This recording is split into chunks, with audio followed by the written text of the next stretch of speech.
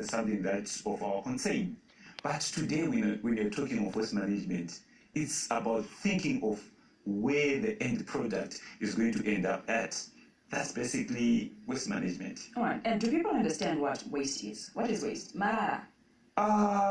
Waste, Zimbabwe Sunshine Group, how we term waste. Waste is anything that is placed at a wrong position. If you, for instance, if you take your pot and put it on your bed, it becomes waste, right? In your bedroom, it becomes waste. So anything that is wrongly positioned is waste. Now, local authorities have been failing to cope with effective waste management and collections from communities. Just for example, during the recent fuel shortages, there were no collection of waste. How best can communities help in efficient waste disposal? Thank you very much. I believe that number one, we need to really understand the fundamental of waste management and the principles of waste management. There are 3 areas that communities need to adopt. The first area, which is reduce, the second one, which is reuse, and the last one, which is recycle. So on reducing is where communities need to change their consumption patterns when it comes to, for instance, when you go and buy something. If you're buying a loaf of bread, is it necessary that you buy a plastic bag? You don't really need a plastic bag because that loaf of bread is already in a plastic. So by not buying a plastic bag, you've already started reducing the amount of waste that you're generating. Okay. Then number 2, on reusing. Yesterday, I remember when I was growing up, my parents used to use the container. Maybe they might buy a mineral water, and that container was going to be used again to put my drink so that I will go and enjoy my cool drink at school. Mm-hmm. Then on recycling, that's very simple. Anything that is recyclable, we're talking of plastic, cardboard box, paper, anything that is recyclable, we need to recycle it. So how do you do it? By just adopting the principle of waste separation at source. How do you separate? You just need maybe 2 or 3 bins in your household where you put your, say you biodegradable materials, that is your general waste. Mm-hmm. Then the other bin, you put your recyclable materials. Then maybe the other bin, you put hazardous waste. By that, you've already started waste management. Now, you talk of the 3 R's, yes. and we're looking at the community. Mm-hmm. What has been your initiative as an organization in your community, in the community, so that understand these 3 R's? Thank you very much. We have actually started doing some campaigns where we are educating communities. We are also in schools. We have Zimbabwe Sunshine Group Schools chapter, where schools meet and discuss issues on how best they can adopt the 3 R's. We are also working with corporates. We are also working with development agencies to educate, inform, and train communities on waste management best practice. Now, you don't just deal with waste collection. You also have other services such as waste buyback centers. Thank you very much. What are these? Thank you very much.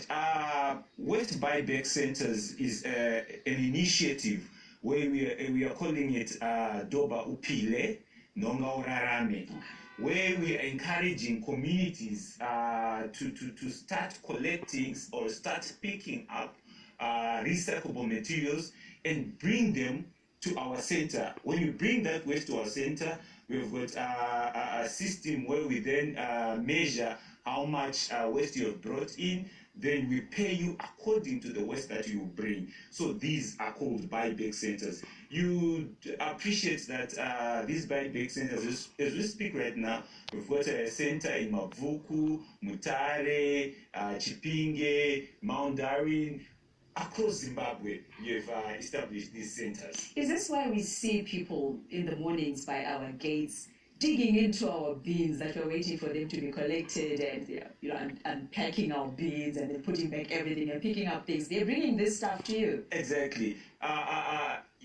You'd appreciate that there is better incentives in collecting waste, in maybe try to look for that waste and bring it to the waste transfer center. Because I remember that the lady in Mavuku, the highest paid in Mavuku lady per day, she gets something like $34 per day.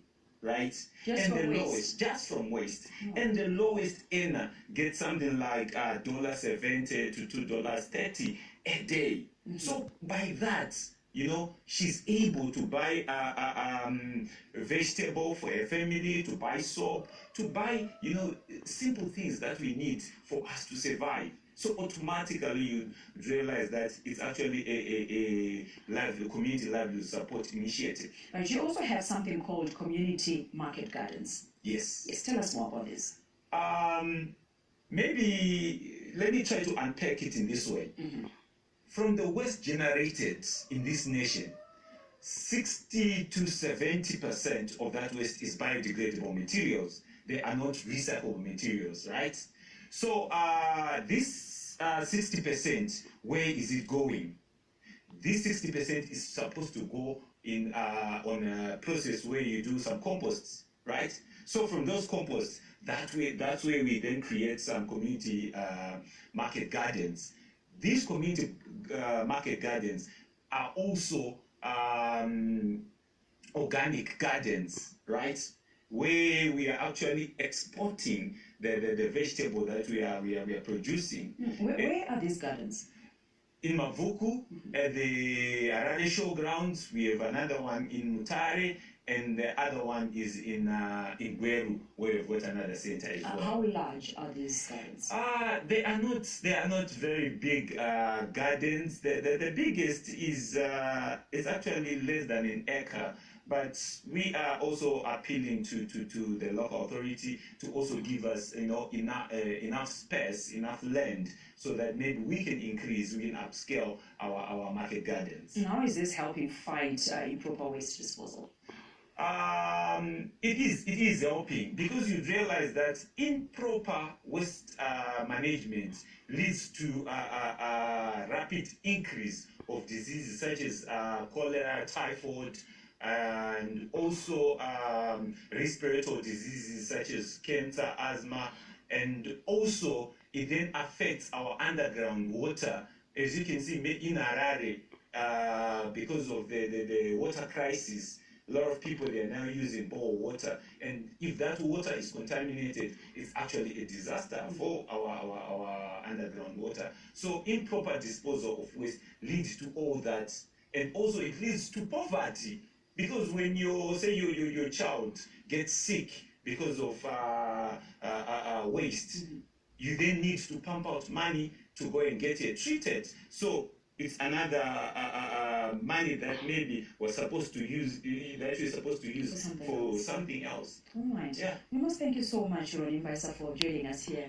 on Good Morning Zimbabwe. And we've learned one or two things there, the 3 R's, reduce, reuse, and recycle. And these are some of the ways of disposing waste that we can adopt right there at home, and everything begins at home. Thank you so much for joining us on Good Morning Zimbabwe. Thank you very much. Do stand by.